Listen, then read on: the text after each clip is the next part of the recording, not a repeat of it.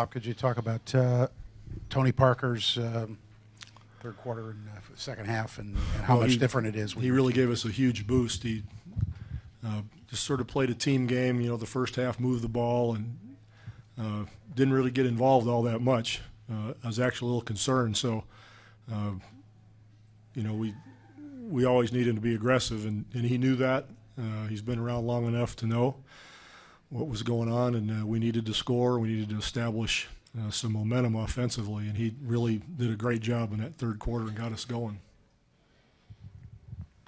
Pop, after these two games, are you much happier with what you're seeing, obviously, than the end of the regular season? You're feeling confident you guys are back?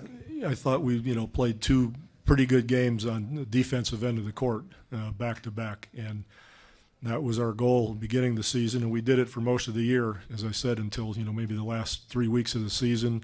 4 weeks it dissipated, and we got it back for these two games. We'll see if we can continue to play good defense, both individually and team-wise, when we get out to LA. Could you discuss Matt Bonner sort of manning up with Dwight Howard, not backing off and getting? Well, Matt, he's a tough-minded individual. He's a heck of a competitor, great team guy, and he'll do whatever we ask him to do. I think his family worries about him, the things we ask him to do out there. But he did everything he could. Obviously he's outmatched physically, but he never stopped working, that's for sure. He was a big part of what we did tonight. What do you think about the way Nash seems to be grinding it out? He's obviously hurt, but he seems like he's just fighting the best he could. Well, Steve's one of the all-time great competitors, and he's going to give everything he's got. If he's not whole, whatever's there, he's going to give. That's just who he is. He won't stop competing. About the challenge of just going back to Los Angeles and trying to finish it up there? Well, in the playoffs, every game's a challenge. It doesn't matter if you're at home or on the road. Physicality goes up, intensity, competitiveness. Everybody's trying to get the same prize, so it'll be even tougher, when you go out on the road. So, all we did was sort of keep serve in a way. We've got to go out there and see if we can play better than we have here at home.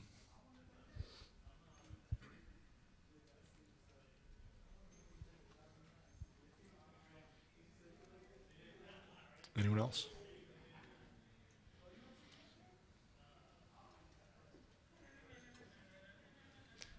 Do I release myself, or does somebody say that's it? I don't know. Thank you. Yeah, Mike, you kind of feel like when it rains, it pours with the situation with Steve Blake now. Yeah, we'll see. Hopefully it's not too bad, but we won't know until tomorrow.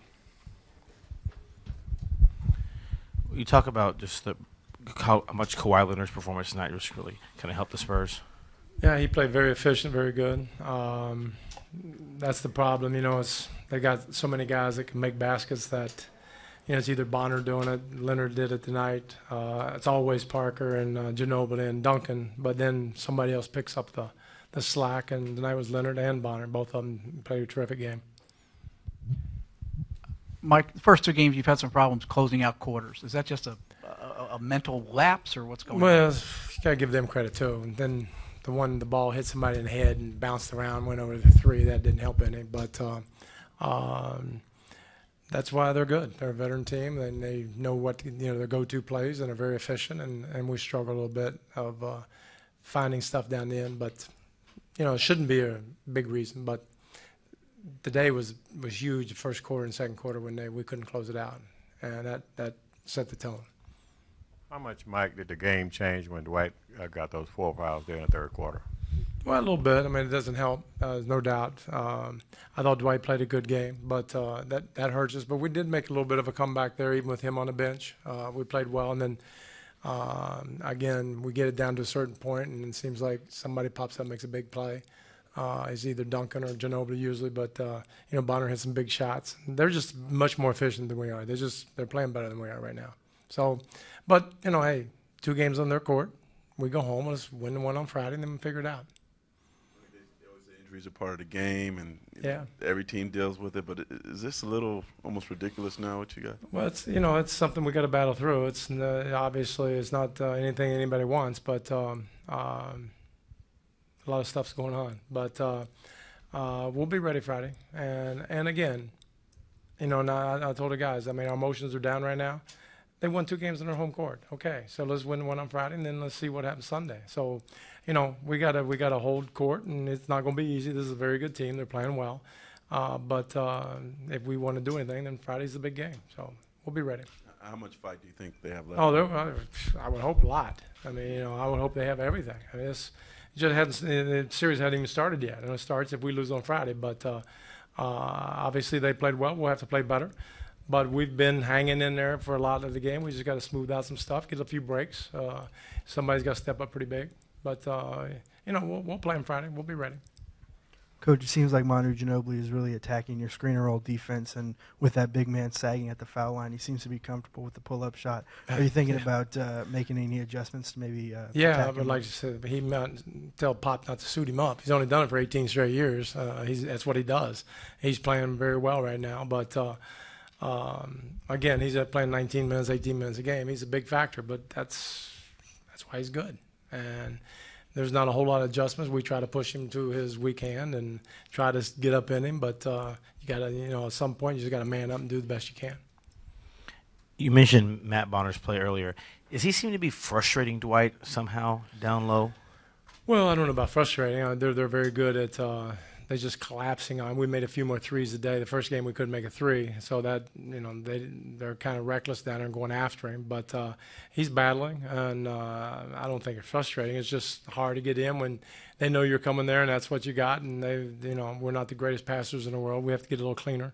But Dwight's that's not a problem. Dwight's had 2 good games, and we just we played better offensively today. They got away from us defensively. Mike, what do you think about what you're seeing from Steve and Steve Nash? Nash, I'm sorry, and how he's battling. Well, he's just battling through. He's just playing, and he's not even close to 100. And he wants to play and he wants to battle through it, and he's giving all he's got. Has it gotten to the point where you thought about maybe telling him to stop? Or? Well, he's right now he's the best option we got. So I don't know. We'll talk about it. I don't want to injure him, obviously, but he'll make that decision with Gary Vitti, and they'll tell me. But he's trying to get it out. Is there a key thing you guys could do, or a player that needs to step up to help you guys get over this hump? Well, we just have to play better collectively. Obviously there's a lot of guys could do it, but it's not one thing. Right now they're just playing better, and we're just going to have to hit some timely shots. We got to come up with some big stops, and we're going to have to be a little bit more solid. All right, guys.